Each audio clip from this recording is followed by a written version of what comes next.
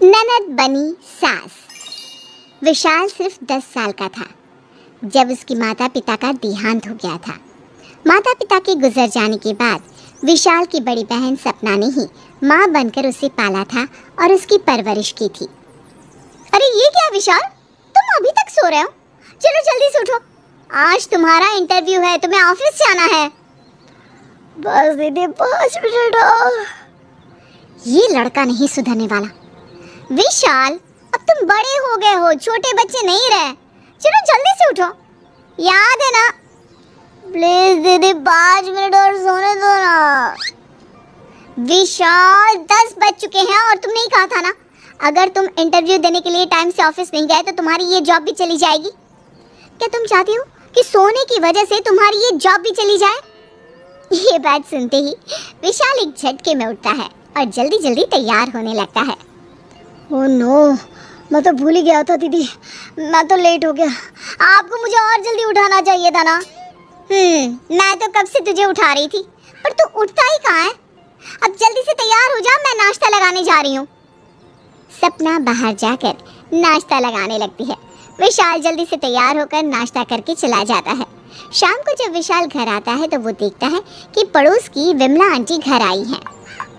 सपना बेटा, एक माँ की तरह तूने विशाल की परवरिश करी है, अपनी पढ़ाई छोड़कर अपने भाई को पढ़ाया, छोटी सी उम्र में काम किया। अब तेरी उम्र हो गई है, अब तुझे भी अपना घर बसाना चाहिए बेटा। नहीं आंटी जी, मैं अभी अपना घर नहीं बसा सकती। अभी मेरे कंधों पर बहुत सारी जिम्मेदारी है। अपना घर बसाने से पहले मैं अपने भाई का घर बसता हुआ देखना चाहती हूँ।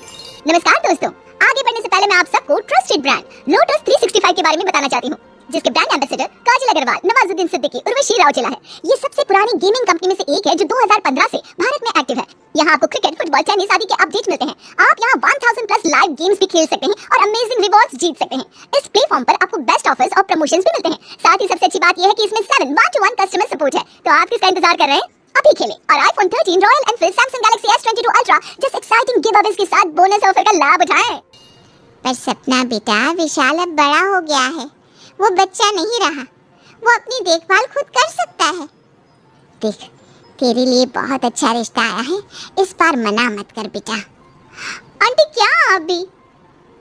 कभी माँ अपने बच्चे को अकेला छोड़ सकती है या उनकी खुशियों से पहले अपनी खुशियों के लिए कुछ कर सकती है? नहीं ना। ठीक उसी तरह से विशाल मेरा भाई नहीं, मेरा बेटा है। जब तक वो कुछ कर नहीं लेता, उसका घर बस नहीं जाता, मैं उसे अकेला छोड़कर कहीं नहीं जाऊंगी। ठीक है सपना बेटा, अब जैसी तेरी मर्जी, चलती हूँ। अपना ख्याल रखना बेटा। आंटी निराश होकर वहाँ से जाने लगती है, पर विशाल ने सारी बातें सुन ली थी। विशाल सारी बातों को भूलकर हंसता हुआ घर में जाता है और बिना किसी को कुछ बताए खुशखबरी सुनाता है। अरे आंटी जी, आप यहाँ? आज बहुत दिनों बाद घर आई हो। अब आई है तो मेरे हाथों से मिठाई खा कर ही जाना। हाँ हाँ बेटा, क्यों नहीं, मैं तेरे हाथों से मिठाई ज़रूर खाऊंगी, पर ये तो बता कि ये मिठाई है किस खुशी में? आंटी, मेरी नौकरी की खुशी में। दीदी, मुझे नौकरी मिल गई है। अब आपका भाई बच्चा नहीं रहा, अब मैं बड़ा हो गया हूँ। अब घर की जिम्मेदारी मैं उठाऊंगा। तू कितना ही बड़ा क्यों ना हो जाए, पर मेरे लिए तो बच्चा ही रहेगा, समझा? सही कह रही है सपना। अच्छा बेटा, अब मैं चलती हूँ, तुम दोनों अपना ख्याल रखना। अब आंटी तो वहाँ से चली जाती है, पर विशाल अपनी बहन को काम करता देख अपनी बहन के बारे में सोचने लगता है। अब ऐसे ही कुछ दिन बीत जाते हैं। एक दिन जब विशाल घर आता है तो वो देखता है कि सपना की तबीयत खराब है, पर फिर भी सपना उसके लिए खाना बना रही है। दीदी, ये क्या कर रही हो तुम? तुम्हारी तबीयत खराब है और तुम खाना बना रही हो। अगर मुझे बता देती तो मैं आते हुए बाहर से खाना ले आता ना। विशाल, तेरी बड़ी बहन हूँ मैं, बचपन से ही मैंने तेरा ख्याल रखा है।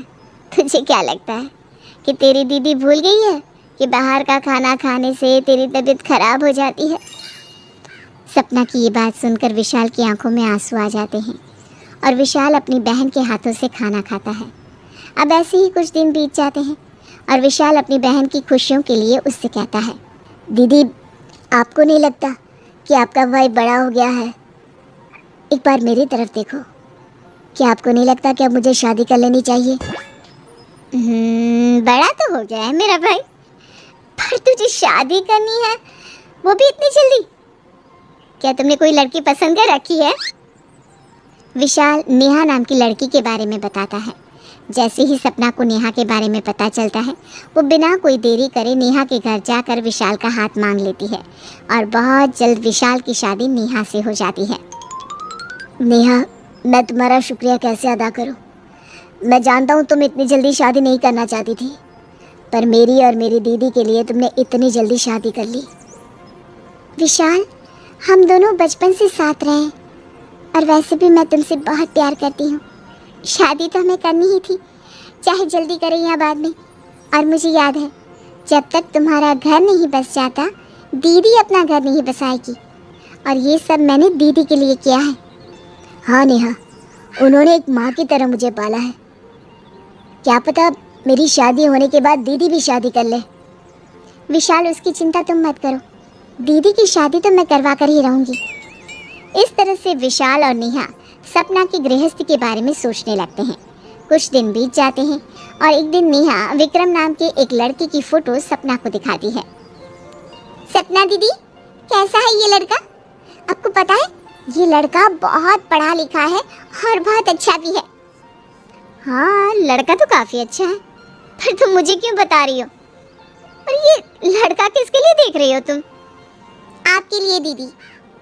दीदी, एक सास बनकर आपने मुझे इस घर की जिम्मेदारी दी है। एक घर कैसे संभाला जाता है ये सिखाया। अब मेरा और विशाल का फर्ज बनता है कि हम आपकी शादी कराएं। और मैं अपनी ननद की शादी बहुत अच्छे घर में करवाना चाहती हूँ। मुझसे मेरा हक मत छीनिए दीदी। अरे पर मैं अभी शादी... कुछ मत कहो दीदी, आपने हमेशा मेरे लिए अपनी खुशियाँ कुर्बान की है। अब ये एक भाई का फ़र्ज़ है, हम दोनों को हमारा फ़र्ज़ निभाने दीजिए। इस रिश्ते के लिए हाँ कर दीजिए दीदी। विशाल और नेहा सपना को शादी के लिए मनाने की कोशिश कर रहे थे। तभी वहाँ आंटी भी आ जाती हैं और उनकी सारी बात सुनने के बाद सपना से कहती है, सपना बेटा, नेहा और विशाल बिल्कुल सही कह रहे हैं। अब तुझे अपना घर बसा लेना चाहिए।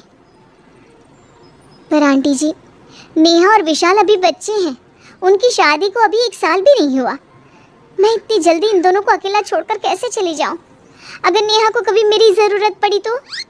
दीदी, अगर मुझे कभी आपकी ज़रूरत पड़ी ना, तो मैं आपको अपने पास बुला लूँगी। और अब मैं बच्ची नहीं रही, मैं माँ बनने वाली हूँ। अब कुछ जिम्मेदारियाँ मुझे भी संभालने दो। अब जैसे ही सपना को पता चलता है कि नेहा माँ बनने वाली है, उसकी खुशियों का ठिकाना नहीं रहता। उसकी खुशी देख वहाँ खड़े सभी लोग बहुत खुश होते हैं। और एक बार फिर विशाल सपना से कहता है, दीदी मैंने कहा था ना, अब तुम्हारा भाई बच्चा नहीं रहा। क्या तुम अभी भी शादी नहीं करोगी? प्लीज़ दीदी मान जाओ, खुद को इन सभी बंधनों से आज़ाद कर दो और हमें हमारा फ़र्ज़ पूरा करने दो। एक भैया भाभी का कर्तव्य है अपनी ननद की शादी करवाना। विशाल और नेहा का प्यार देखकर सपना अपने आंसुओं को रोक नहीं पाती और इस रिश्ते के लिए हाँ कर देती है। इस तरह से बहुत जल्द सपना की शादी हो जाती है और वो भी अपने ससुराल में एक खुशहाल ज़िंदगी जीने लगती है। तो यहीं दूसरी ओर विशाल और नेहा भी सपना को उसकी खुशियाँ देकर खुश होते हैं।